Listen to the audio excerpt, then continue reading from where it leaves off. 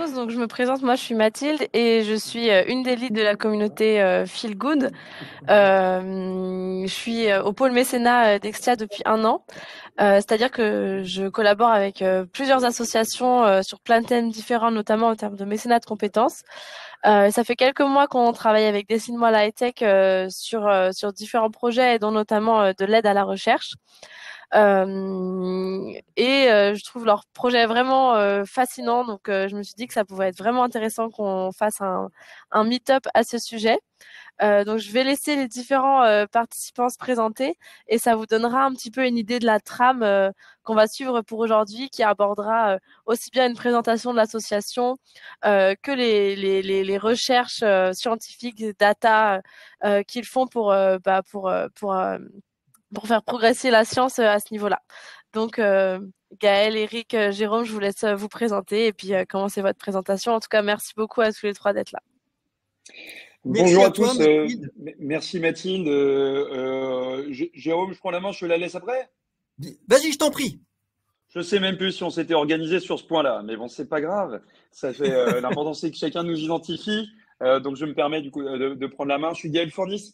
Je suis médecin et j'ai fait partie du premier groupe qui a créé l'association en 2019 et qui a suivi sa belle évolution jusqu'aujourd'hui. Et moi, j'aurai le plaisir de vous parler d'un des volets de l'association qui concerne l'aide à la recherche, mais je ne tue pas plus le suspense. Je laisse mes collègues et amis se présenter à leur tour.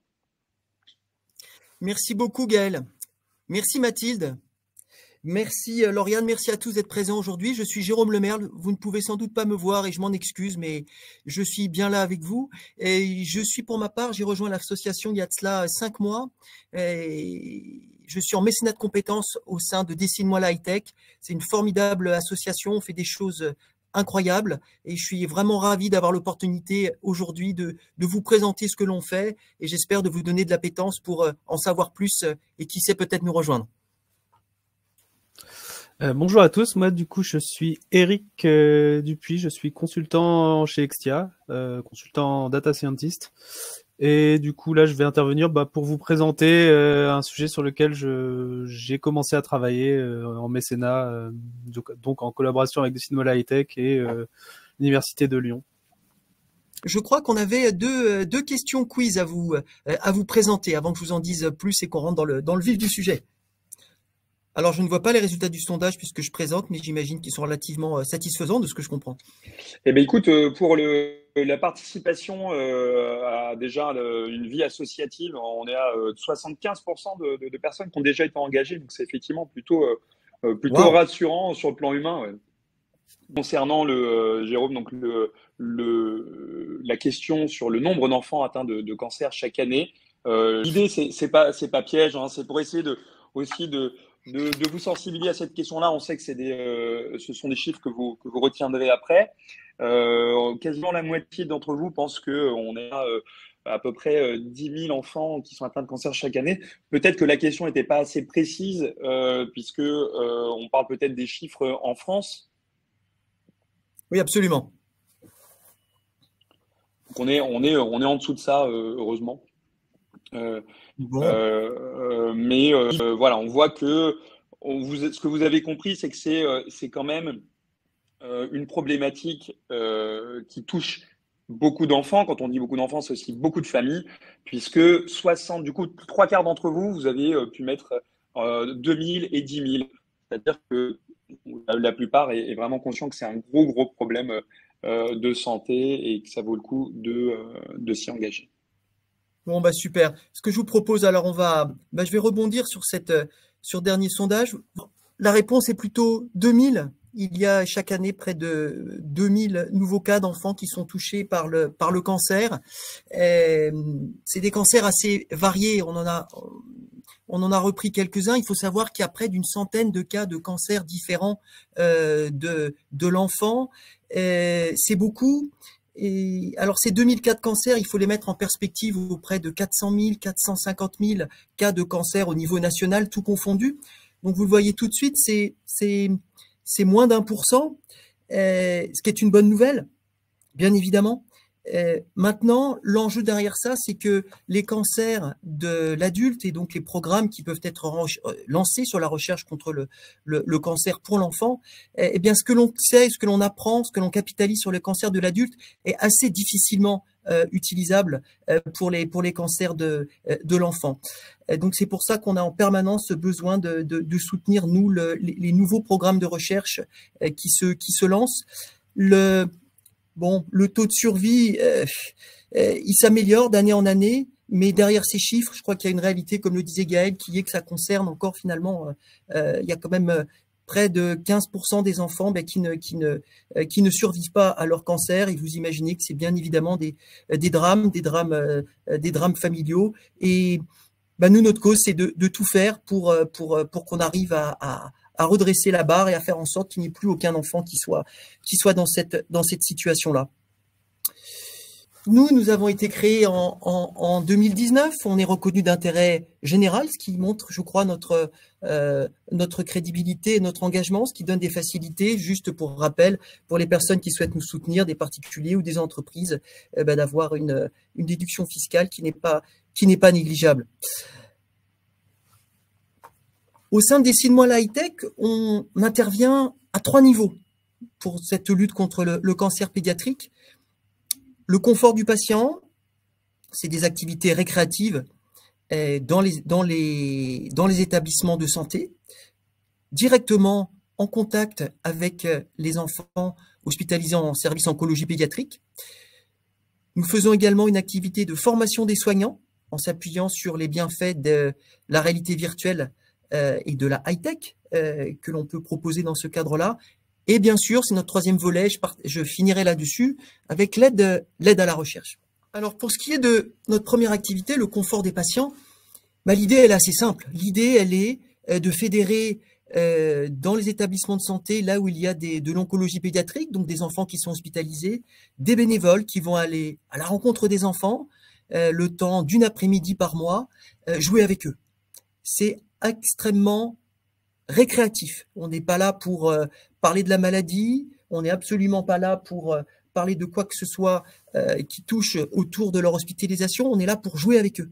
On est là pour faire en sorte qu'ils passent un bon moment entre eux, avec leur famille, et que vraiment ce soit une formidable opportunité pour eux de s'évader et de profiter de nos ateliers ludiques le temps de cet après-midi, toujours avec cette petite touche, vous l'avez compris, high-tech, hein, c'est notre ADN. Donc tous nos ateliers sont résolument tournés autour de cette sensibilité-là.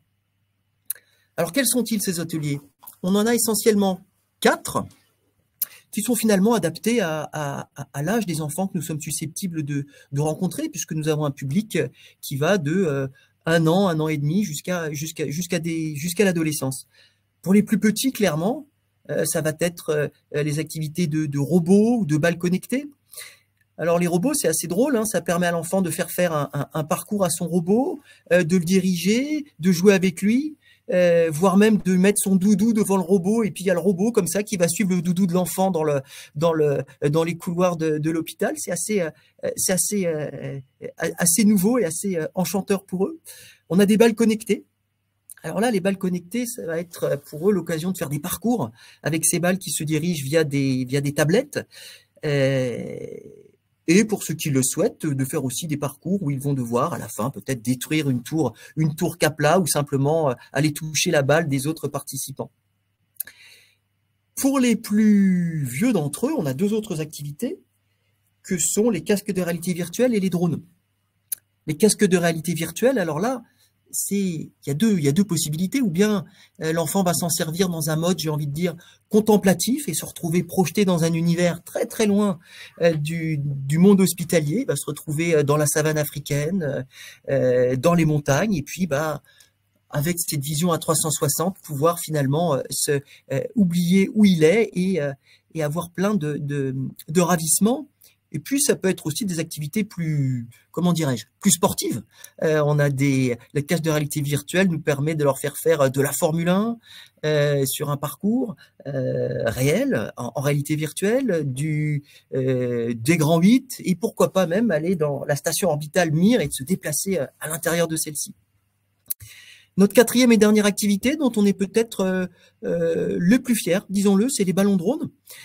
Alors, vous le voyez, en guise de ballon drone, c'est surtout aussi le mot ballon qu'il faut retenir.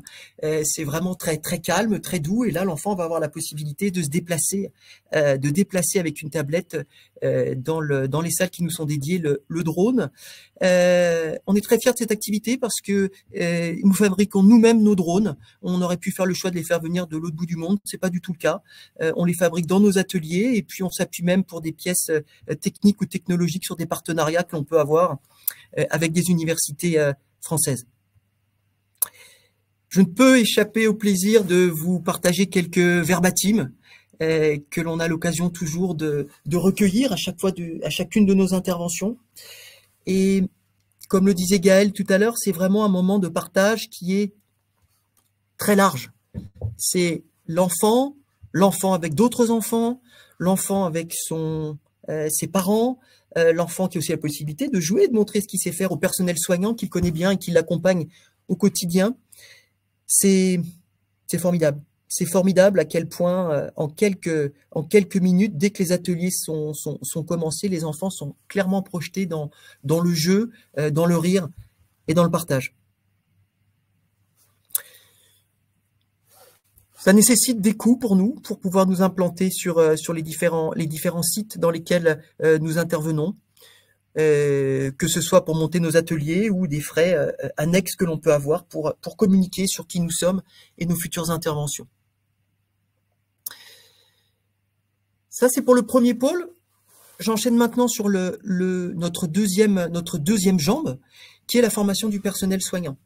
On est intimement convaincus, et ce n'est pas nous qui le disons, c'est vraiment des rapports d'experts, que la technologie, plus précisément les casques de réalité virtuelle, ont réellement un rôle à jouer dans le parcours de santé des enfants qui sont hospitalisés.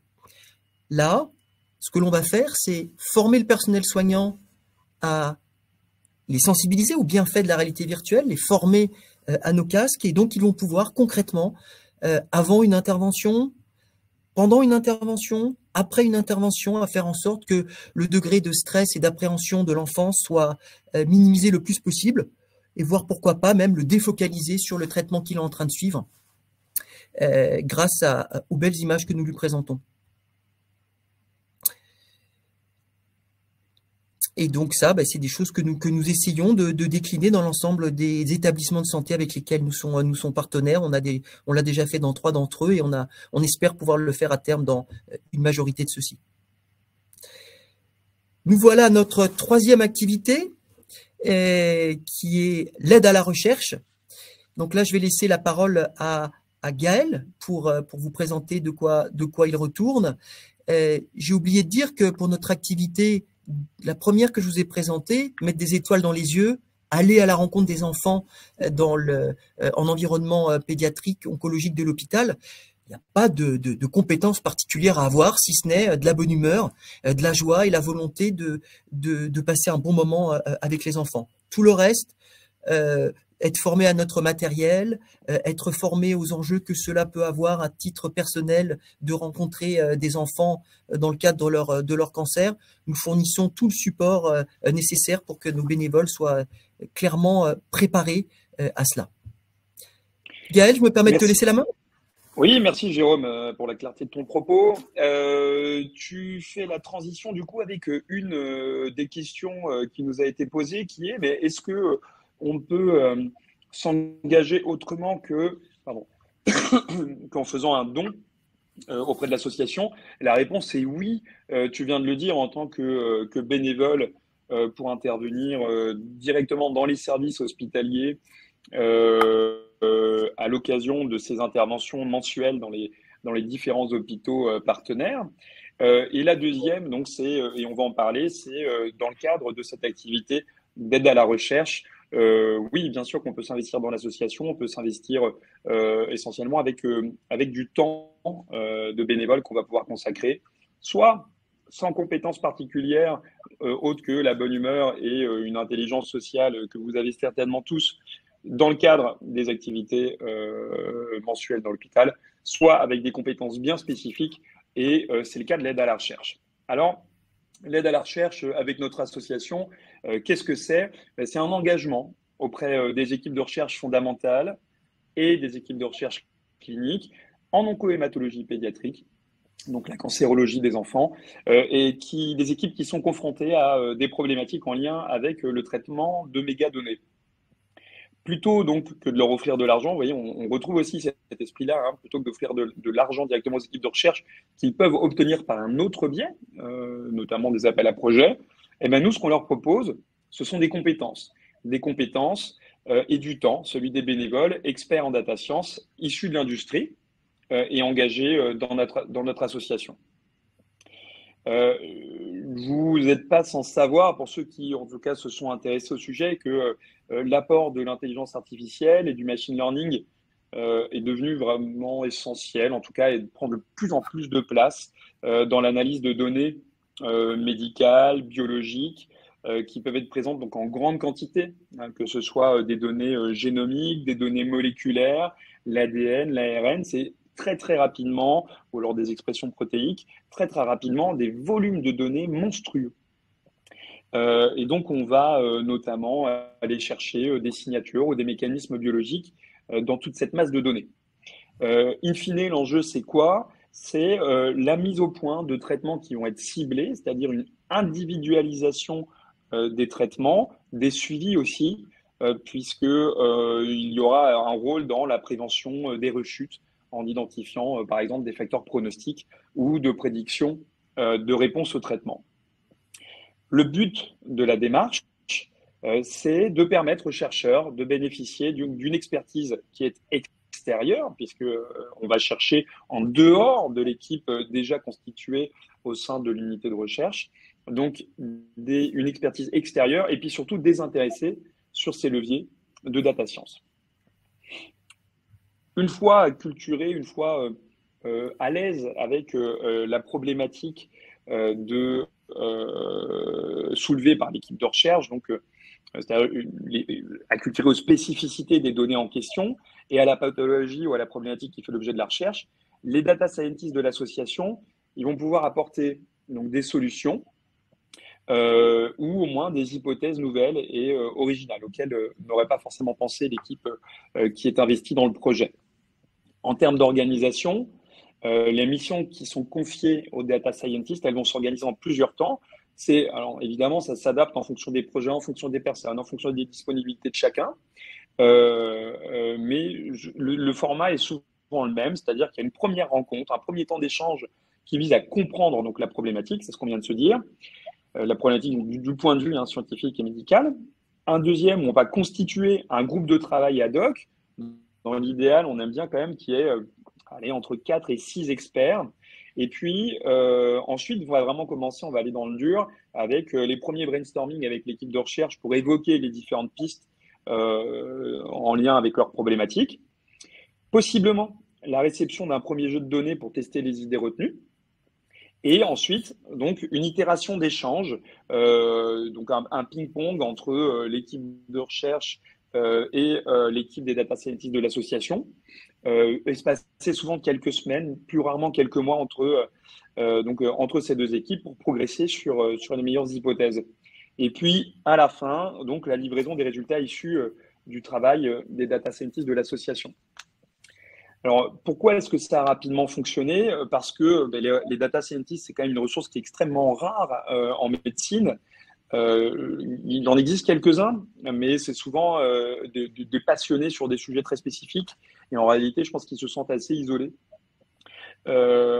Aussi parce que la position de bénévole au sein de l'association à but non lucratif, je l'ai effleuré tout à l'heure, mais c'est l'assurance d'un avis qui est parfaitement désintéressé. Et ça, en recherche clinique, c'est très important de ne pas avoir de biais derrière. Donc là, évidemment, ça n'est pas le cas. Et puis, parce que la plus-value d'un regard neuf et en plus issu d'un univers différent, c'est considérable en recherche clinique.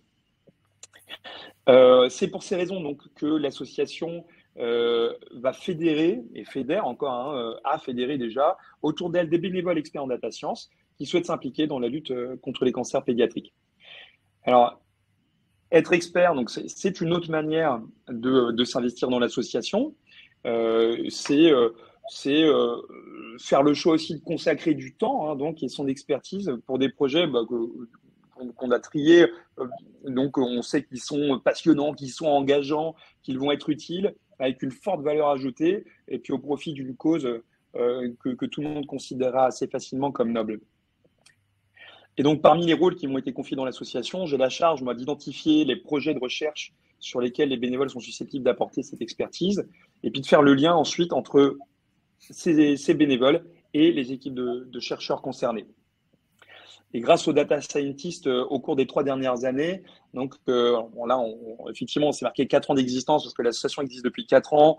On n'a pas tout détaillé. L'activité d'aide à la recherche, elle est venue dans un second temps quand le Covid était à son plein. Où on s'est dit, mais en fait, il faut qu'on fasse autre chose. On peut aller plus loin, on peut faire plus.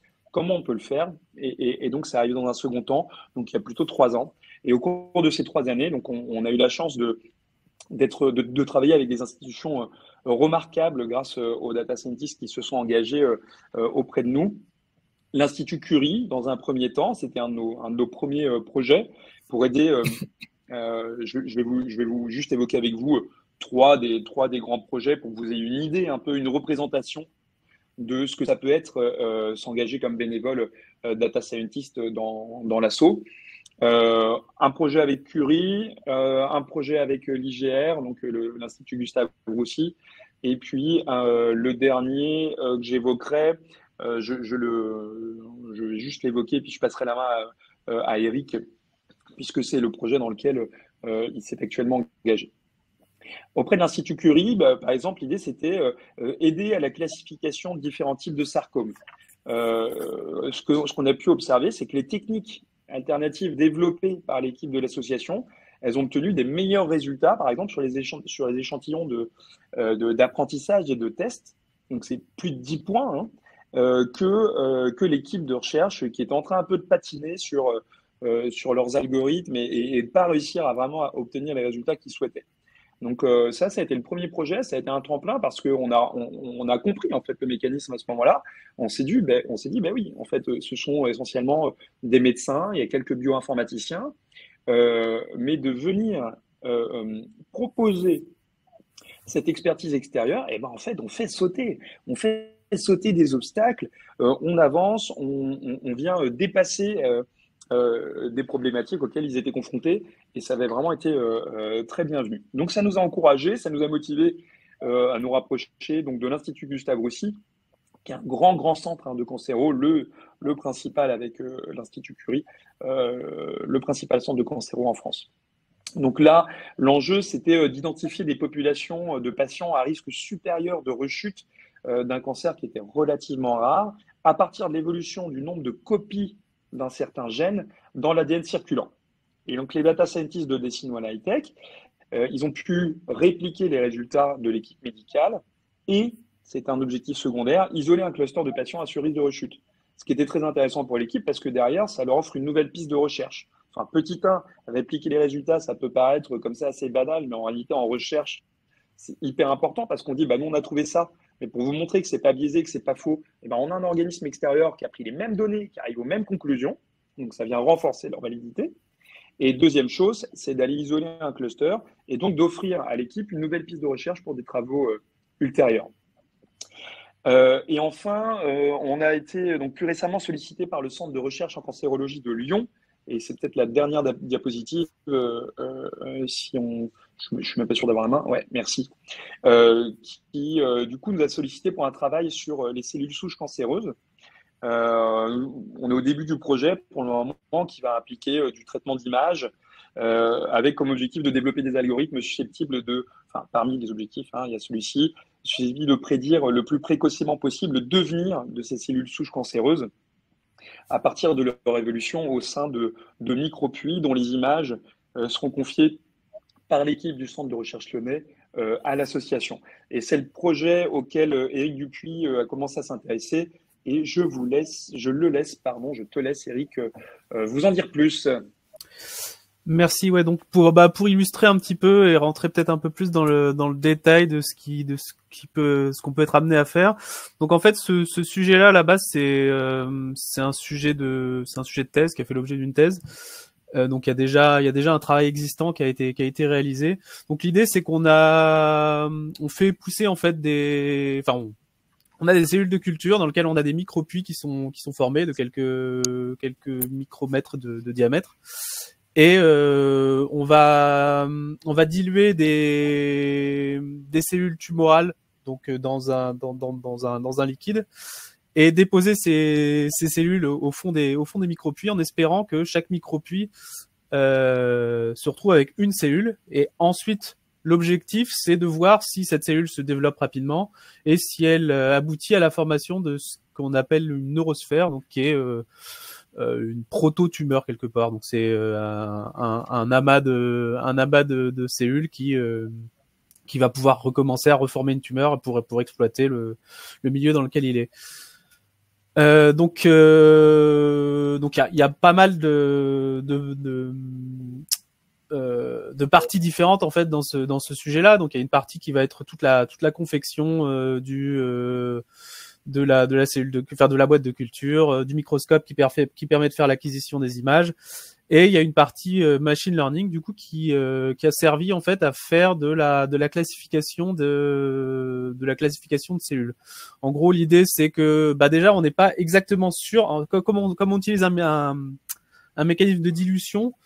On va essayer de mettre la dilution optimale pour avoir un maximum de puits qui se retrouvent avec une cellule, mais en soi, on n'a pas nécessairement une cellule par puits. Donc déjà, la première étape, ça va être d'identifier au départ de l'expérience si dans un puits, on a soit pas de cellule, soit une cellule, soit deux cellules, et d'éliminer en fait ou plusieurs cellules, et d'éliminer les cas qui nous intéressent pas. Donc nous, les cas qui nous intéressent, c'est ceux qui contiennent uniquement une cellule. Donc on a un premier réseau de neurones qui va servir à faire ça. Et ensuite, la deuxième étape, ça va être d'identifier à court terme, donc sur une, c'est ce qu'ils appellent de la détection précoce, de voir quelles sont les cellules uniques qui vont se développer, c'est-à-dire qui vont se diviser.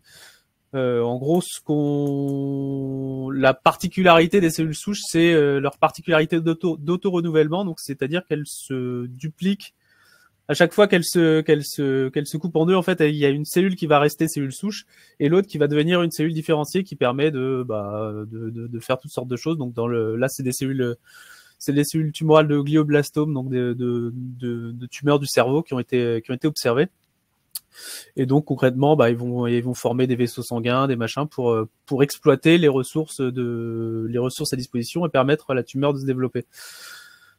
Donc nous, ce qui nous intéresse, c'est justement d'identifier ces cellules souches qui jouent un rôle central en fait dans l'évolution du cancer. C'est-à-dire que si on arrive à les empêcher d'opérer, on va pouvoir soigner plus facilement les cancers. Et donc l'objectif de ces boîtes, en fait, c'est de faire une analyse rapide et surtout automatique de ces cellules, donc de trouver quelles sont les cellules souches en identifiant justement leur capacité à former des neurosphères. Pour pouvoir ensuite faire des études quantitatives sur ce qu'on avait dans la tumeur au départ et surtout comment elle va évoluer à différents traitements. Par exemple, on va mettre un traitement qui empêche, qui détruit les cellules. Et on va pouvoir observer ce qui se passe. Voilà. Donc il y a plusieurs traitements qu'on peut mettre en place et ça permet. On voit assez bien comment ça peut permettre d'améliorer les techniques de lutte contre le cancer. Donc ça, voilà, c'est pour la présentation globale du sujet. Donc la partie qui m'intéresse moi, c'est vraiment la partie data science. Donc en fait, il y a un microscope qui permet de récupérer des images de chaque micropuits. Enfin, c'est un peu plus compliqué que ça. Faut les découper. Il y a une partie du code qui permet de faire ça. Et on va peut-être y revenir d'ailleurs. Et une fois qu'on a ces images-là, on entraîne un modèle pour on va d'abord les labelliser dans un premier temps.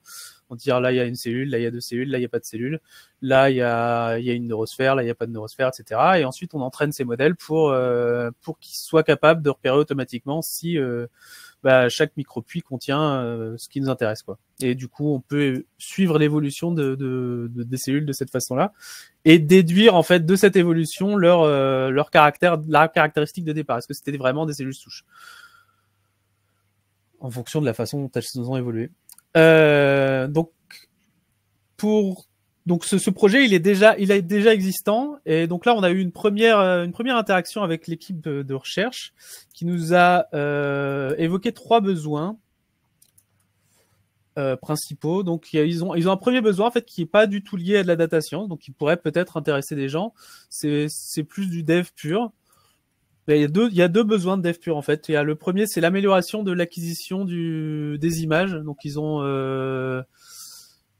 pas mal de complications en fait au niveau de l'acquisition des images, parce que les boîtes, enfin les micropuits plus exactement, se déplacent à cause de liquide qui peut passer en dessous de la boîte, qui peut passer en dessous, et du coup on a une mauvaise acquisition. C'est-à-dire que par exemple quand il y a du liquide qui passe sous la boîte, les micropuits vont se déplacer légèrement en hauteur.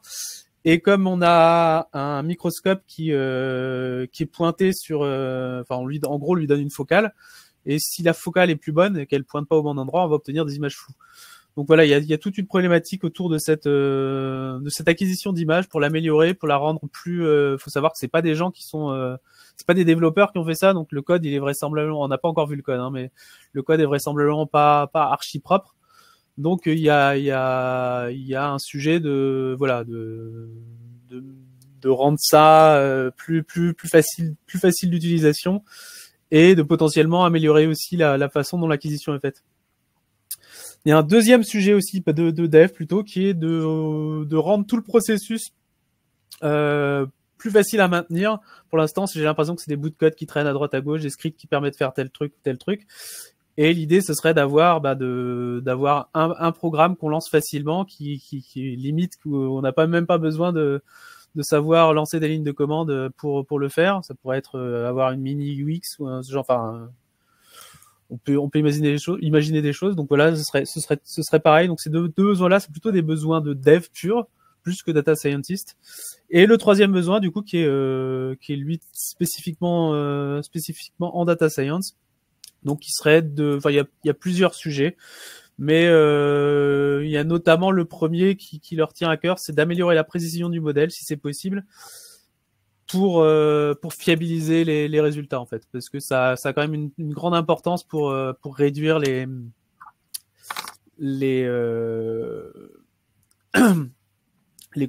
zones d'incertitude du modèle, quoi. De savoir si le problème, c'est que si le modèle fait des erreurs quand il prédit des choses, ce qu'on observe au final, on n'est pas bien sûr de savoir si c'est un résultat qui nous apprend quelque chose, ou si c'est une erreur qu'on a eue à cause d'une mauvaise précision, ou d'un mauvais recall du modèle de machine learning. Et du coup là, ce qu'il nous faudrait idéalement, s'il y a des gens qui sont intéressés, c'est quelqu'un qui a fait de la data science, et particulièrement qui aurait d'expérience en computer vision, donc en réseau de neurones convolutifs. Voilà. Merci beaucoup à tous les deux. Merci beaucoup Gaël pour la vision macro et générale de ce que nous avons fait, de ce que nous continuons à faire pour la recherche. Et un grand merci à toi Eric pour être rentré dans le détail et dans le concret du type de postes qui sont nécessaires, du type de compétences qui sont attendues et qui sont variées. Je ne peux m'empêcher de vous partager quand même quelques chiffres. Aujourd'hui, on est donc près de 280 bénévoles. On a près de 22 établissements qui nous ont rejoints, ou avec qui on est extrêmement avancé, sur le point d'intervenir pour l'activité étoile dans les yeux des enfants. Pendant ces 5 ans, ça a été l'occasion pour nous de faire près de 210 demi-journées d'intervention, de rencontrer près de 1600 enfants. Et au-delà de ces 1600 enfants, c'est à chaque fois des parents, du personnel soignant, et vraiment des moments de partage, d'échange et de joie qui sont multiples. Je pense qu'on aura l'occasion de vous partager cette présentation. Bon, vous aurez la possibilité d'aller sur nos différents réseaux sociaux si vous le souhaitez pour nous suivre et voir un petit peu ce que l'on peut faire. Ce que j'aime bien aussi, c'est vous montrer ces images sur la droite, concrètes de nos interventions avec les enfants, à quoi ça ressemble.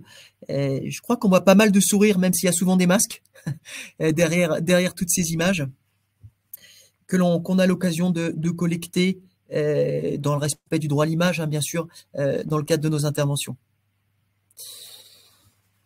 On est très fiers, très heureux et surtout très reconnaissants pour les enfants derrière nous de tous les structures, les institutions, les associations et bien sûr le monde de l'entreprise qui nous soutient.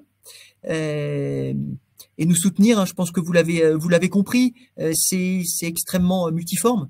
Ça peut être nous soutenir en faisant un don, ça peut être nous soutenir bien sûr en faisant en sorte que des personnes de l'entreprise en question, de chez Extia, puissent nous rejoindre en tant que bénévoles, que ce soit pour l'activité d'intervention dans l'établissement hospitalier ou bien sûr en tant que data science ou dans le cadre de nos programmes de recherche.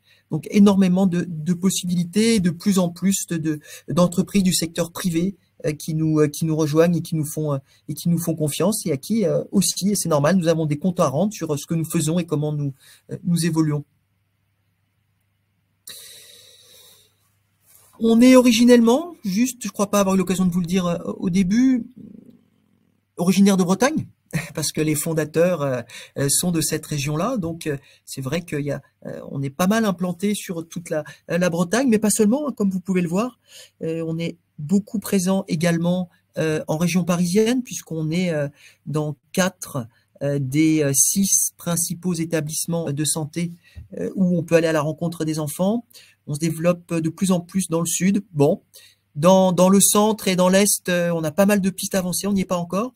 En tout cas, on baisse pas les bras. À chaque fois, pour qu'on puisse continuer à se développer, c'est vraiment la rencontre de 3 éléments. Avoir les fonds financiers, bien sûr, pour investir dans notre matériel, mais aussi et surtout avoir les bénévoles pour prendre en charge nos ateliers et les dispenser auprès des enfants. Et quand on a ça, eh bien finalement, croyez-en, mon expérience et notre expérience collective, les établissements de santé sont ravis de nous avoir, parce qu'il faut savoir que la journée, peut-être pas type, mais en tout cas classique d'un enfant qui est hospitalisé en cancérologie pédiatrique, le matin, il a des soins pendant quelques heures, et puis après, l'après-midi commence, et elle peut être longue parfois. Donc, on essaie, nous, vraiment, à notre mesure, avec plein d'autres associations, et la France a la chance d'avoir un tissu qui est très riche, d'apporter notre contribution à cela. Un petit point sur lequel j'aime bien terminer aussi, on essaie d'être responsable et en adéquation avec notre cause, mais aussi avec d'autres causes. On fait vraiment le choix de recycler notre matériel, comme je vous le disais avec les drones, d'utiliser lorsque c'est possible du matériel et de construire nos drones avec une technologie et des matériaux locaux et de faire en sorte que nos ateliers soient évidemment recyclés quand vraiment on n'a plus de possibilité de les faire évoluer.